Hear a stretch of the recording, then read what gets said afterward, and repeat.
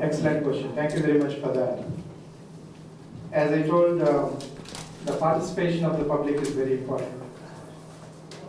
Their understanding about this problem is very important in order to go finding lasting solutions. But unfortunately, AMR, an acronym is very poorly understood by the public.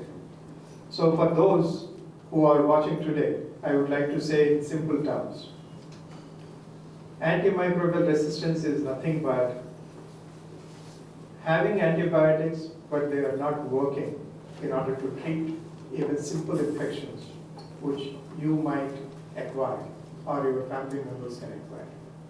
And hence, it is very, very important that you don't take the decision of using the antibiotics and make them redundant when they are going to be most required when you get sick.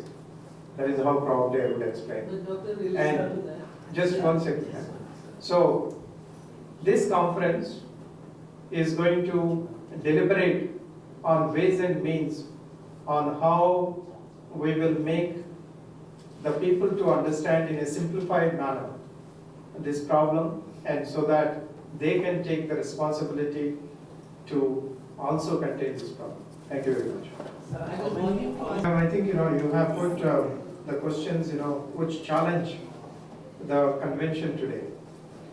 One is about the misuse happening because of the dispensing over the counter the drugs which are precious in nature, like antibiotics.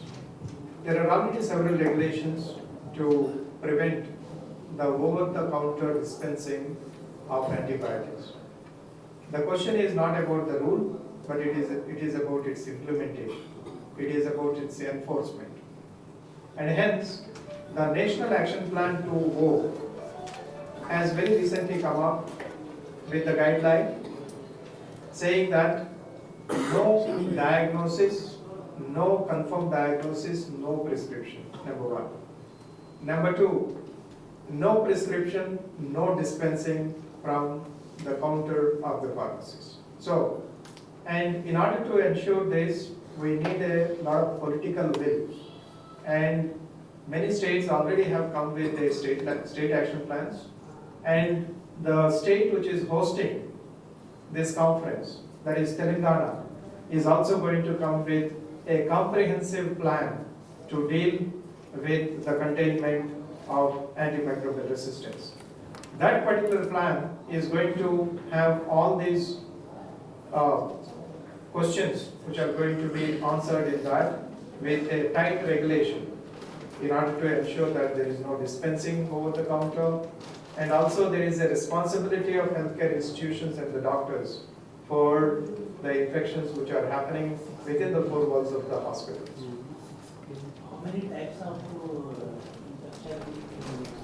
There are hundreds of infections. In fact, the reason for infection can be bacteria, it can be viruses, it can be fungi. So, depending on what kind of infection, after diagnosing through various procedures, we accordingly give either antibiotics, antivirals, antifungals, etc., etc. The problem with antimicrobial resistance, one of the problems of the antimicrobial resistance is a simple viral fever which cannot be treated with an antibiotic is also being prescribed with antibiotics. And many people unknowingly, when they have a fever due to a viral infection like flu, which is very, very common, the people go for antibiotics, which is absolutely useless. It is not only useless, it is also counterproductive and also can have negative impact on the person and the society in general. So, Google Doctor is also added. Google Doctor is also added. Google Doctor is, I think, just joking, one of my friends has recently put a small board at his clinic saying that if you want me to answer for your Google Doctor's advice, you have to pay 3 times more. Doctor, is there any kind of data available or One of the major problems of the AMR is very poor surveillance, not only in India, but in most of the global south countries, because of our lack of infrastructure, lack of capacity, that is the doctors, nurses, and the epidemiologists, etc., etc. Yeah.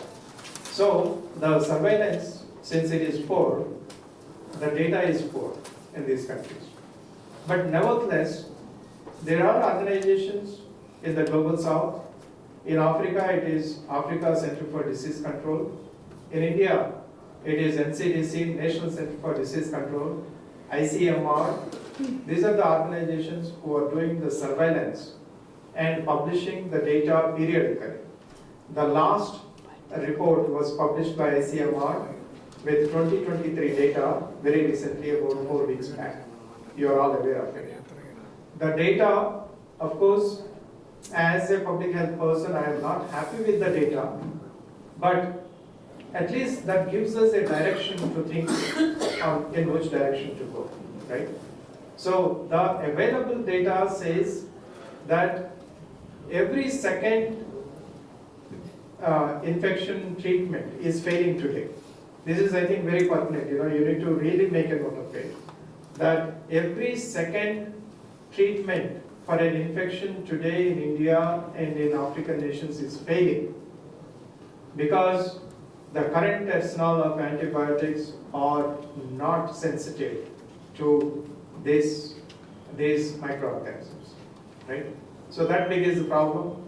And as I told you in the beginning itself, even the simple infections like pneumonia, UTI, typhoid, they are, TB is another. and TB, which is a perennial problem. We thought we would be able to make India mukt of TB by 2030. The Prime Minister, in his speech in recent Stop TB, has mentioned that India would take a much more bigger goal and much more, stronger goal to eradicate the TB or reduce the deaths from the TB by 2025. But it doesn't look like we are going there anywhere near. And in fact, as you very rightly mentioned, now the TB from MDR, that is multi-drug resistance, it is going to PDR, that is pan-drug resistance. That means none of the antibiotics which otherwise used to treat tuberculosis are working anymore. That means going ahead, if we had to make India TB mukt or stop TB or stop TB worldwide, we really need to put our minds together on how we are going to reduce the antimicrobial resistance.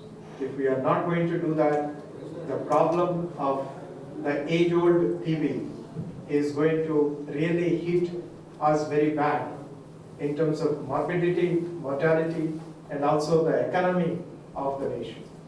Doctor, is there any, Audible, and we are going to work very closely after this conference with the Telangana government in order to bring one of the most innovative, cost-effective, and outcome-based action plan for this state.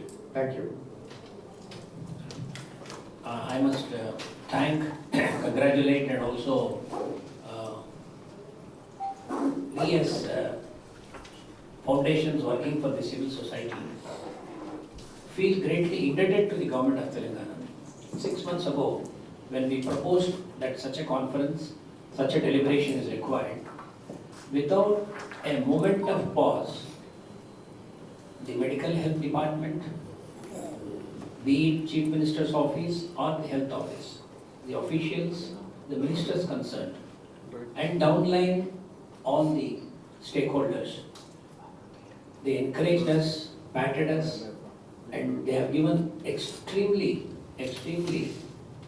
good support in terms of providing us what all we require, including deputing important stakeholders in the health industry, in the healthcare department, of the entire Telangana by deputing their doctors, their paramedicals, their researchers, and also people who are in the public health, including the medical colleges are participating.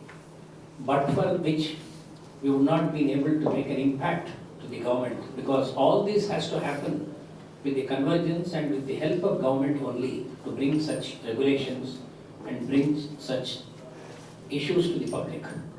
So I'll be very happy if you can mention this in your reporting, that the government has been our backbone and is going to be our future supporter and backbone for such an initiative.